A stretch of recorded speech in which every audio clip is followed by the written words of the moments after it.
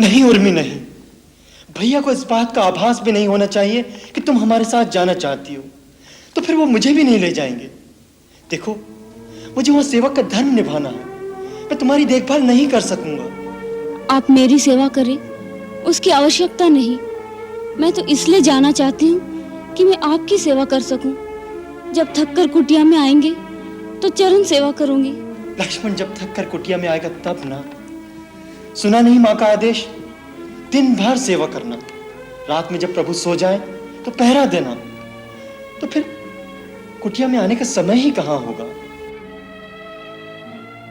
इस समय हम दोनों का कर्तव्य सबसे कठिन है। मुझे प्रभु की सेवा करनी है और तुम्हें माता कौशल्या की। हाँ उर्मिला, जिनका पुत्र और बहू दोनों वन को चले जाएंगे, उनकी मन की दशा क्या होगी। उर्मी, केवल तुम ही उन्हें अपनी सेवा और स्नेह से जीवित रख सकती हो, नहीं तो वो 14 वर्ष नहीं जिएंगी। मैं माता कौशल्या को जीवित रखने का उत्तरदायित्व तुम्हें सौंपता हूं। एक और प्रार्थना है, जब हम वन को जाएं तो तुम्हारी आंखों में आंसू ना हो। हाँ, मैं जाते हुए उस छवि को अपने हृदय में अंकित करके ले जाना चाहता हूं, जो 14 वर्ष तक मुझे प्रेरणा देती रहे। मैं देखना चाहता हूं एक वीर, कर्तव्यपरायण उर्मिला का मुस्कुराता हुआ चेहरा। बड़ा कठिन काम बता रहे हैं आप। मैं जानता हूं उर्मिला ने कितना बड़ा बलिदान दिया, इस बात को कोई नहीं जानेगा, परंतु तुम्हारा लक्ष्मण जानेगा। जो आंसू संसार नहीं देख पाएगा, लक्ष्मण उन आंसुओं का सदैव ऋणी रहेगा। उर्मी,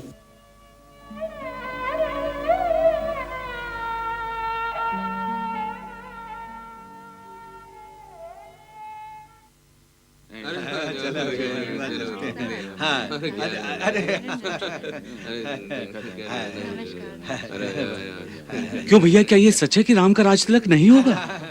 नहीं होगा। हाय हाय, ये कैसा अनर्थ हो गया। भैया, विधाता ही विपरीत हो गया, अमृत दिखा के विष दे दिया। अरे भैया, ये क्यों नहीं कहते हो कि बूढ़े राजा की बुद्धि भ्रष्ट हो गई है, भ्रष्ट। कहाँ राम के बिना ग्रास नहीं तोड़ते थे, और अब जोरू के कहने से बूढ़ों ने वनवास दे डाला। अरे भैया, ये तिरिया चरित्र जो न करा डाले सो थोड़ा है। एक ही रात में सारा उलट पुलट कर डाला। राम को देश निकाला और भरत को राज। हो न हो, इसमें भरत की भी मिली भगत है। इस कुटिल चालीन माँ के कारण ही उन्हें कलंक लगेगा, वरना राम जी तो उन्हें प्राणों से भी प्यारे थे। अरे भैया, राम तो सभी के प्राणों के प्यारे हैं। अयोध्या के दुलारे राम जब यहाँ नहीं रहेंगे तो फिर कौन रहेगा अयोध्या में। चलो चलते हम लोग राजमहल में। चलो चलो चलो। मैंने सब पता कर लिया है। राम वनवास जाने को बिल्कुल तैयार है, साथ में सीता और लक्ष्मण भी जा रहे हैं। सच? ये रास्ते का पत्थर अपने आप ही दूर हो गया। ये लक्ष्मण ही बड़ा उपद्रवी था। ये देख, ये देख, मैंने सब तैयार कर लिए। ये क्या है? ये मुनियों के वस्त्र। बेचारे कहाँ ढूंढते फिरेंगे, मैंने सब इकट्ठे कर लिए। ये तो तूने अति उत्तम किया मंथरा। आ गई। ओह, गुरु माता पधारी हैं। धन्य भाग हमारे। रानी के कही, ये क्या अनर्थ कर रही हो? कोने कोने से एक ही स्वर गूंज रहा है कि राम के बिना अयोध्या अयोध्या नहीं रहेगी, विधवा अभागिन के समान हो जाएगी। फिर किस अयोध्या नगरी पर राज कराओगी भरत से? और क्या भरत इस कुटिल अनीति से प्रसन्न होगा? क्यों नहीं होगा, वही तो राज्य करने की योग्य है गुरु माता। जिस टाल पर बैठी हो उसी पर कुठाराघात करके जीवन भर पछताने के सिवाय और कुछ हाथ नहीं आएगा। मेरे हाथ में क्या आएगा और मेरे हाथ से क्या जाएगा, इसका विचार यदि आप ना करें तो उत्तम होगा, अन्यथा मुझे शिष्टाचार की सीमा लांघने पर विवश होना पड़ेगा। अत्याचार की सीमा को पार करने वाली नारी, तू क्या शिष्टाचार करेगी? याद रख रानी कैकेयी, संसार में लोग जब जब सौतेरी माँ की क्रूरता का उदाहरण देंगे तब तेरा ही नाम लेंगे। कभी कोई माता पिता अपनी कन्या का नाम कैकेयी नहीं रखेगा। आपने बिल्कुल ठीक कहा गुरु माता, और कोई इस नाम को रख भी नहीं सकता। कैकेयी एक ही हुई है, कैकेयी एक ही रहेगी।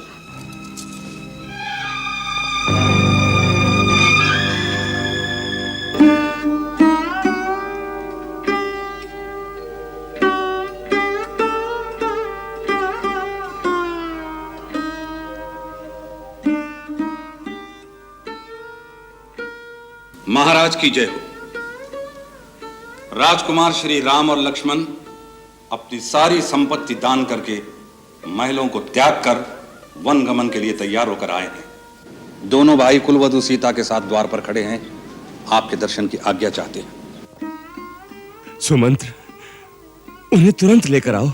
जो आज्ञा महाराज।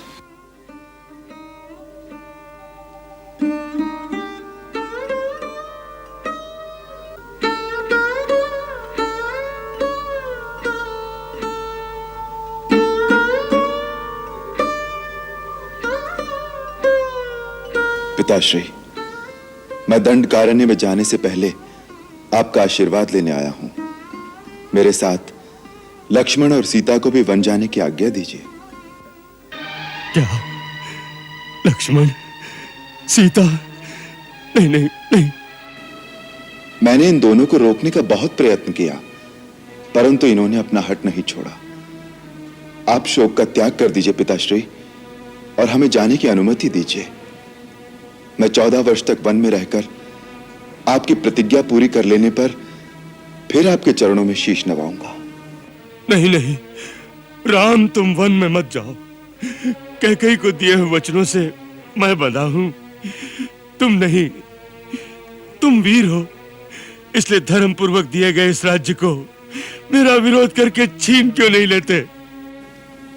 पिताश्री, मैं जानता था आप यही कहेंगे। मैं आपकी महानता को जानता हूं। आप अपने यश, अपनी कीर्ति, सारे जीवन की तपस्या और सत्कर्मों का इसलिए बलिदान कर देना चाहते हैं जिससे आपके पुत्र के साथ अन्याय ना हो। जिसका ऐसा महान पिता हो, उस पुत्र का भी तो यही कर्तव्य है कि वो अपने पिता की महानता पर आंच ना आने दे। यदि मुझे पित्राज्ञा उल्लंघन करने का पाप भी लगे तो भी मैं वो कार्य कदापि नहीं करूंगा जिससे आपकी विमल कीर्ति को धब्बा लगे। तुम अपने पिता को सत्यवादी बनाना चाहते हो, उसके लिए तुम सब कुछ सहन कर सकते हो, परंतु मैं राजमहल में रहूं और तुम वन के दुख भोगो। नहीं वत्स, नहीं, मैं भी तुम्हारे साथ वन में चलूंगा। पिताश्री, आप ही ने तो कहा था कि राजा प्रजा की धरोहर होता है, इसलिए पुत्र मोह में अपनी प्रजा को निसहाय छोड़कर आप कैसे जा सकते हैं? आप मेरे दुख की चिंता न कीजिए। सुख और दुख तो केवल मन की स्थिति का नाम है। मैंने तो अपने मन को वन के सुखों की ओर आकर्षित कर भी लिया है। शास्त्र ने पिता को देवताओं का भी देवता माना है। आपको देवता मानकर मैं अपने वनगमन को आपकी पूजा समझता हूं। मुझे वनगमन की आज्ञा दीजिए, जिससे मैं समझूं कि आपने मेरी पूजा स्वीकार की। ओह, ये विधि की कैसी घोर विडंबना है। कैसे धर्म संकट में फंस गए दशरथ के प्राण। मैं जी भी नहीं सकता और मर भी नहीं सकता।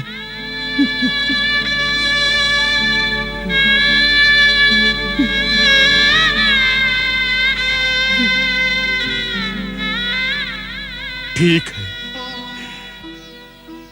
जैसी विधाता की इच्छा। सुमंत्र,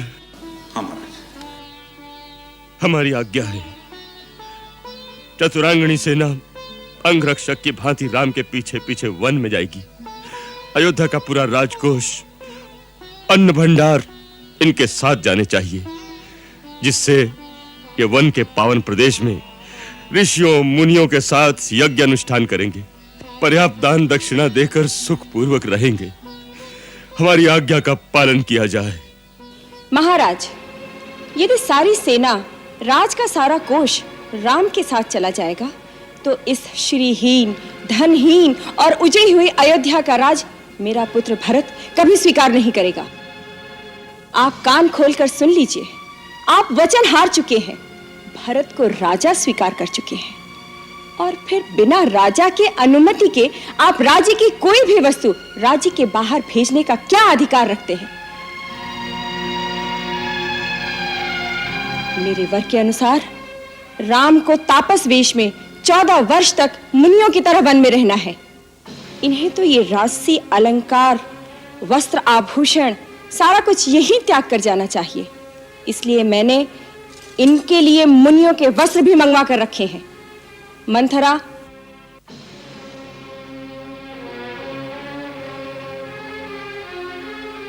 ये राम के लिए।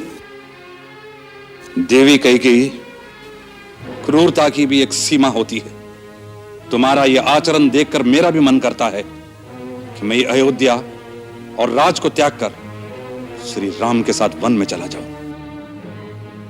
तुमने जो अपने पति की दुर्गति कर रखी है, उसके फलस्वरूप न जाने तुम्हें क्या क्या नरक भोगने पड़ेंगे। परंतु शायद इसमें तुम्हारा दोष न हो, क्योंकि नीम के पत्ते निचोड़ने से शहद नहीं निकलता। तुम्हारी माता ने भी अपने पति के साथ तिरिया हट करके अपनी ही दुर्दशा कराई थी। आर्य सुमंत्र, अपनी मर्यादा में रहें तो अति उत्तम होगा।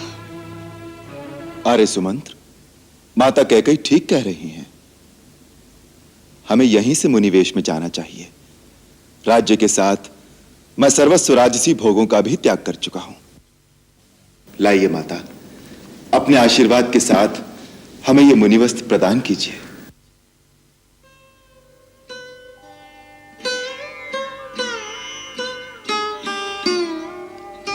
ये लक्ष्मण के लिए।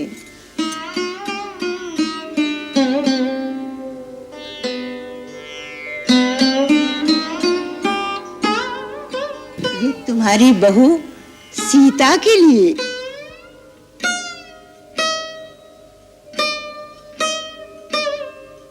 ठहरो देवी कैकेयी,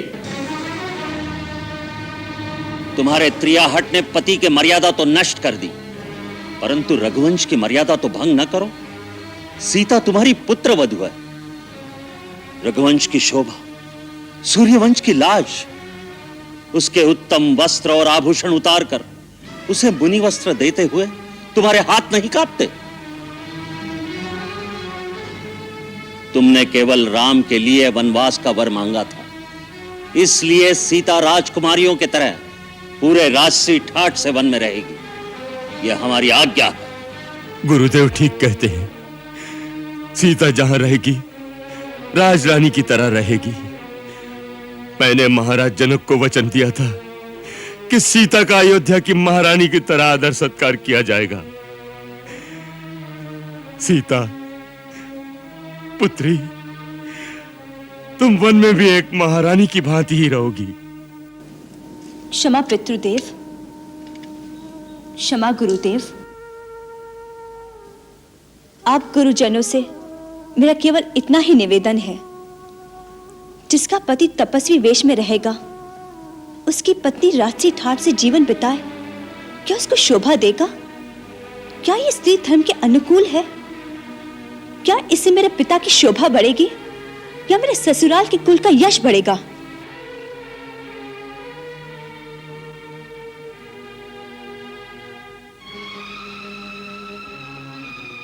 माताजी, मुझे ये वस्त्र प्रदान कीजिए और सिखाइए इन्हें कैसे पहना जाता है। आओ बहुरानी, मैं सिखाती हूँ, मैं पहनाती हूँ। आओ, आ जाओ, आओ आओ। आओ, रखो, आओ चलो।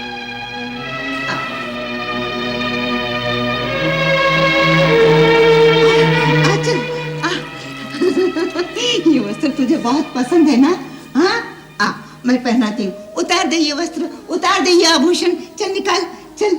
नहीं सीते, तुम भले ही मुनि वस्त्र धारण करो, परंतु आभूषण नहीं उतारोगी। एक सुहागिन स्त्री के लिए आभूषण रहित होना अब शकुन की बात है। जो आ गया गुरु माता।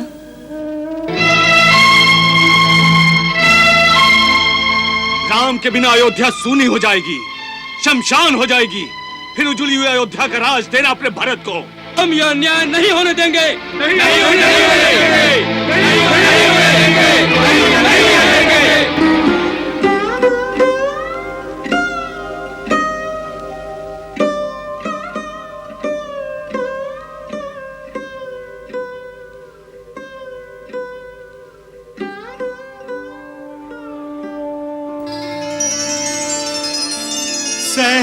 कोई कैसे करे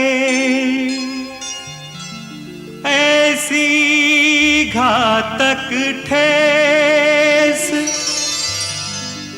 पुत्र पिता के सामने धरे जोगिया भेस।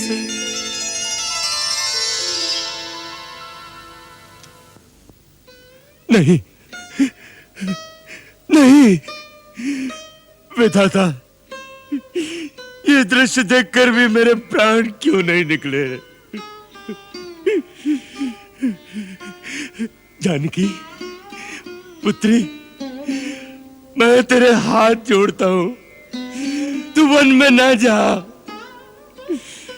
मैं महाराज जनक को क्या मुंह दिखाऊंगा? मैं समझता हूं ना कैकेयी जैसी क्रूर सास हो, तू वहां नहीं रहना चाहती, तो मेरी लक्ष्मी तू अपने पिता के घर चली जा। वन के असहनीय कष्ट तुझसे नहीं सहे जाएंगे मेरी बच्ची। तू वन में ना जा मेरी बच्ची, तू वन में ना जा। प्रभु, मेरे प्राण तो इनके साथ ही चले जाएंगे, फिर मेरे मृत शरीर को रखकर आप क्या करेंगे? पिताश्री, मुझ पे अनुग्रह कीजिए। पति चरणों की सेवा से